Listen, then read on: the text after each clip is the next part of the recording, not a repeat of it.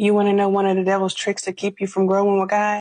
One of the devil's most clever tricks that he uses when you are growing with God and becoming who God wants you to be is he constantly reminds you of who you used to be, things you used to do. And how does he do this, you ask?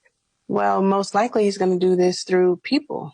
And it's going to happen by people constantly reminding you of the past, constantly reminding you of who you used to be, things you used to do, right? Mistakes you made. And the devil's going to try to raise some guilt, raise some shame in that situation. But let me just encourage you that when this thing happens, because it will happen as you grow, don't be ashamed, right? Don't be ashamed of anything that God has delivered you from. I'm focusing on who God is making me. I'm not focusing on who I used to be. Yes, I recognize and acknowledge all my areas of growth, and I use them for a testimony to who I am now, but I'm not going to harp on mistakes I used to make. I'm not going to harp on who I used to be. When God told Simon, your name is now Peter, he wasn't changing Simon's name based on who Simon was right then. No, he knew who Simon was going to be. All right.